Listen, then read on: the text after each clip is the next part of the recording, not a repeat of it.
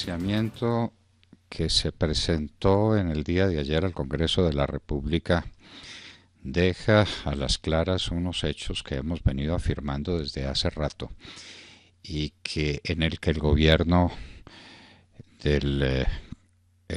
o respecto a los cuales hechos el gobierno del presidente Duque ha sido tan extraordinariamente parco. Lo primero es que Juan Manuel Santos dejó un país en ruina, porque si bien se ven las cosas, la crisis no era de 14 billones de pesos como ahora se dice, que se tapan en nuestro juicio y en gran parte de tan mala manera como lo vamos a expresar, sino que era de 25 billones. La diferencia es que se encontraron un mundo de billones de pesos simplemente posponiendo el pago de unas obligaciones que hay que pagar. Cuando uno logra que el acreedor le dé un placito, no es que uno se haya ganado el dinero del plazo, no, es que tiene que pagar intereses y es que le dan un respiro mientras logra hacer algún negocio o acomodarse de alguna manera para pagar más adelante lo que ahora no paga. Pero no se trata de un hallazgo, se trata simplemente de un movimiento financiero muy inteligente y muy bien hecho, como todo lo que hace el ministro Alberto Carrasquilla. Pero eso significa que el año entrante vamos a estar más comprometidos porque ese dinero lo vamos a tener que pagar el año entrante. ¿Se logrará otro plazo más para el año subsiguiente? La deuda crece y va llegando a unos límites que son casi insostenibles. Le recordamos a nuestros oyentes que para este año estamos pagando de servicio de la deuda 51 o 52 billones de pesos. De manera pues que esta noticia es buena en la medida en que nos deja respirar ahora, es mala en la medida en que compromete nuestro futuro para el año entrante, que es mañana. De manera pues que quedamos enfrentados a 14 billones de pesos después de haber hecho las maromas que pudimos hacer en el campo financiero para posponer unas obligaciones que debíamos pagar el año entrante y que ya no pagaremos sino en el año siguiente. Pero queda el problema de los 14 billones de pesos. 14 billones de pesos que salen de alguna parte. ¿De dónde salen? Es la primera presentación que hacemos con toda claridad. Salen del sector productivo de la economía, que es la gente. Aquí lo que produce riqueza es la gente, no es el gobierno. El gobierno no produce sino costos y tragedias, digámoslo con toda franqueza. Y no es que nos estemos yendo a un extremo en la consideración de los grandes temas económicos, sino que es una realidad. El gobierno es una rémora, entonces hay que mantenerlo. Sobre esa rémora se ha dicho también al pasar, no se ha hablado un solo centavo de las restricciones y de los principios de austeridad con los que nos cautivó el hoy presidente Iván Duque cuando era candidato, cuando estaba en plena campaña. Es que vamos a hacer austeridad a fondo en el gasto público. ¿Dónde está? ¿Nos quieren contar dónde se ha suprimido una embajada? ¿Dónde un consulado? ¿Dónde una agencia? ¿Dónde una consejería? Seguimos soportando exactamente la misma carga afrentosa que nos dejó Juan Manuel Santos. Entonces, la plata, decíamos, tiene que salir de alguna parte. Sale del sector privado hacia el sector público. Esa es una mala operación. Al sector privado, sea que es que hay unos que pagan muy poquito y que tienen que pagar más, perfecto, échense el discurso que quieran. Lo cierto es que en esa parte del sector privado la plata estaba en mejores manos y más productiva que lo está en manos del Estado, cargando con una burocracia que no somos capaces de soportar. Pero vamos de todas maneras al tema. Supongamos que es, como dicen ahora, equitativo.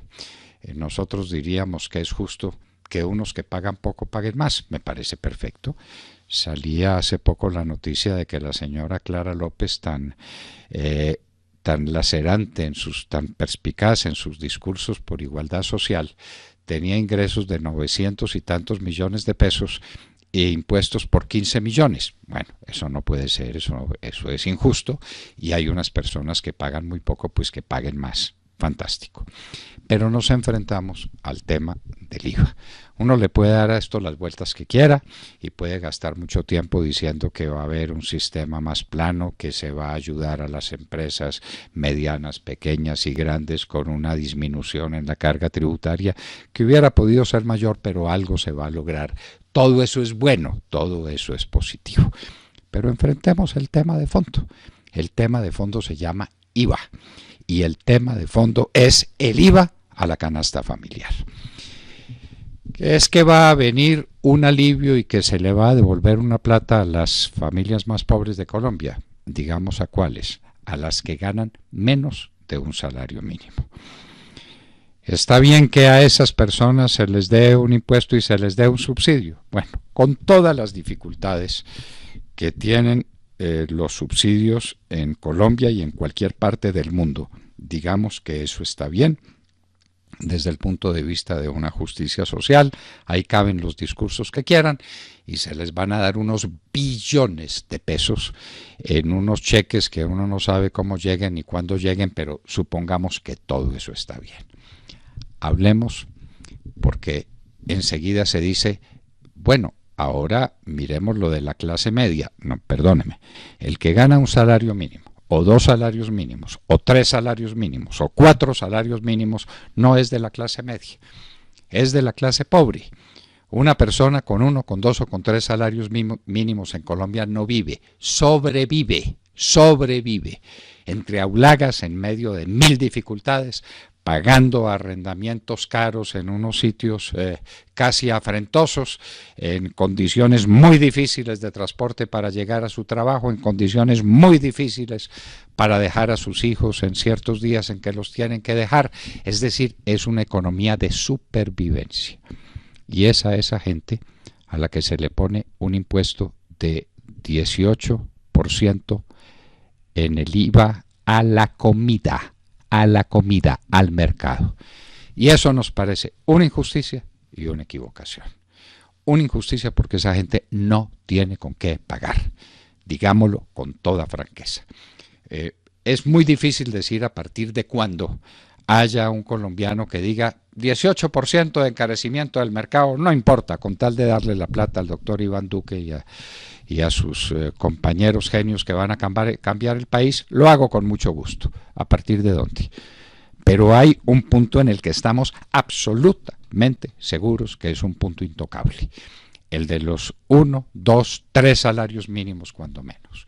Esa gente, insistimos, vive, logra vivir, puesto que no se ha muerto, pero más que vivir, sobrevive.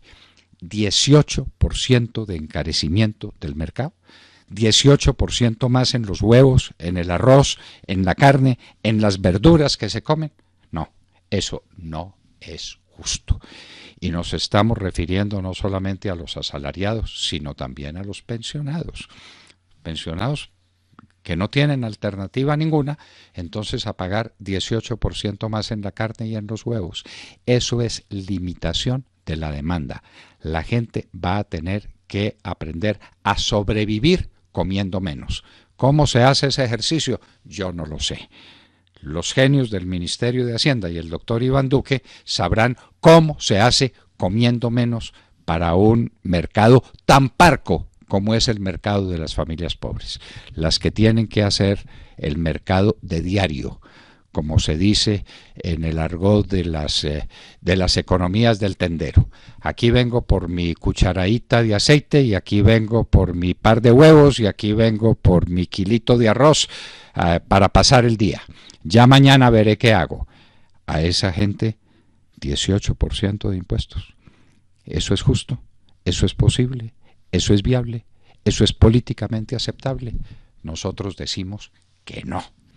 Y ahora hay otra visión del tema que se ha pasado desapercibido y es el que plantean la SAC y que plantean los gremios de la producción agrícola, que dicen eso es reducción de la demanda. En algunos casos tan graves como en el caso de la carne, que no solamente va a estar asfixiada por el problema de la aftosa, es decir, por la eliminación de las exportaciones de Colombia, de las exportaciones de carne, sino por la reducción del mercado. cómo va a ser el golpe para esas 500 y tantas mil familias campesinas que viven de la carne y las que viven de la leche y las muchas familias que viven de los huevos y de las muchísimas familias que viven de la producción de arroz. Los gremios ya tienen cuantificada la reducción en la demanda. Es alrededor del 10%. Ese es un golpe mortal al campo colombiano. Campo colombiano al que a veces no se le deja más alternativa, hágame el favor, que la coca y la marihuana. No, esa ley de financiamiento no puede contener esa crueldad y no puede incluir esa alta equivocación política. Quienes vayan después a pedir los votos de la gente que va a tener fresca en la memoria, porque es una memoria que se renueva todos los días cuando van a hacer mercado por la mañana en la tienda, que tienen un costo adicional de 18% por culpa de ese que le está pidiendo su voto. Mal presagio le decimos, mal pertrechado ejército venimos, diría el clásico español, mal pertrechado ejército venimos. La ley de financiamiento dejó en claro que Santos arruinó el país, lo que no se le ha querido decir a Colombia porque hay compromisos con los parlamentarios que acompañaron a Santos en esta quiebra total del país, en el robo a la bonanza petrolera, en el endeudamiento gigantesco en que Santos nos metió, en el ritmo de costo burocrático que no somos capaces de soportar. Ahí hay un compromiso, y hay un compromiso que no dice su nombre y con el que necesitamos claridad los que salimos a votar por Iván Duque con tantas esperanzas y con tanto riesgo y con tantas dificultades. Pero lo impusimos como presidente y estamos muy orgullosos de haberlo hecho, porque otra alternativa hubiera sido fatal para la República. Tenemos derecho a decir que no estamos de acuerdo con lo que no estamos de acuerdo.